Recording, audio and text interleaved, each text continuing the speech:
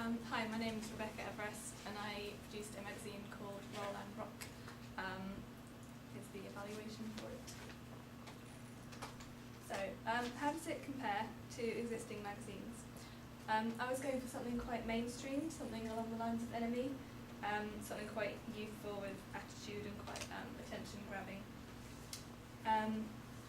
So yeah, what's similar about it is the artists both have quite a sort of confrontational pose, which suggests attitude, and there's also vague sort of design similarities in that they're both in keeping with the left third, because they would be sold in newsagents, there would be lots of magazines, so you have to see that bit, it's quite important.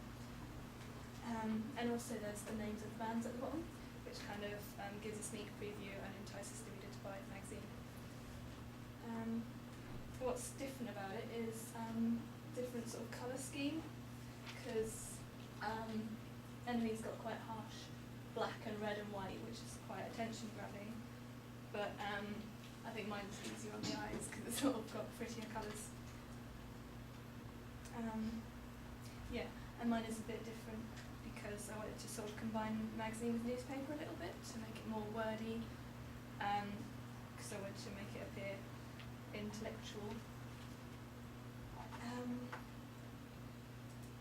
Yeah, so young people generally kind of represented as these kind of shabby yobbos just kind of sitting around doing drugs and stuff. And so I wanted to make young people come across as more kind of intelligent, and yeah, and so it's aimed at young people, maybe students, and so they want to live cheaply, and so I included like freebies in my magazine to entice them. I also wanted to represent young musicians who are on their own trying to get into the music industry, and so something like my magazine would be bringing them into the public eye, which is why it would be sold in somewhere like Newsagent or W.H. Smith, quite a mainstream way. So I've moved on a lot since the preliminary task, because the college magazine had quite sort of simple typefaces and colour schemes, and it wasn't very complicated, it was a bit simplistic, and I've learnt better ways of making the masthead stand out and the articles stand out. And I've learnt more about sort of photography, in the sense that the picture here is quite sort of blurry, it doesn't look very good, whereas I've made it stand out more in the music magazine. I also learned a lot about Photoshop, just really simple things like layers, sort of moving things around, putting them in a better position, and also things like brushes. So I've got a more abstract design on my music magazine, and there was nothing like that on the college magazine. And I experimented with the colours, like Kayan's scarf here was originally yellow, and I changed it so it was purple, so it would fit in with the colour scheme better, which is something I wouldn't have thought of doing a few months ago. So I got a survey from SurveyMonkey to ask people what they liked about my magazine, and they commented on the colours and the brushes and the graphics, and people particularly liked sort of the use of the white brush around kind of to make her look like she's in snow. And also liked the humour, kind of light-heartedness in the article, which was good because I didn't want it to look like it was taking itself too seriously. What they didn't like so much was particularly on the double-page spread, this fairly dull sort of grey background, and the picture looks a little bit out of focus and a bit too bright in comparison to the background. And they also commented that the text was sometimes a bit squashed up and difficult to read. But overall they said they liked it, and most people said that they would buy it. That's the end.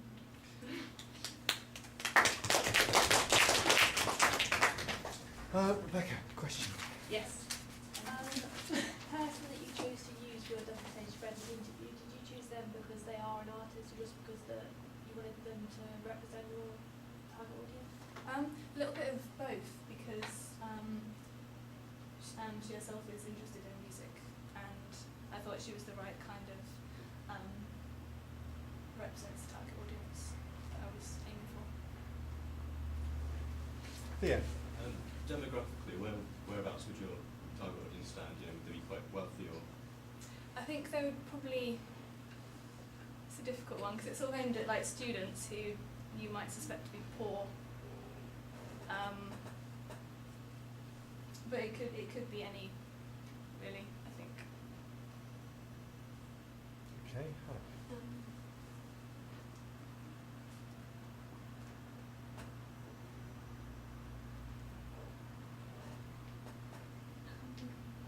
No? Okay.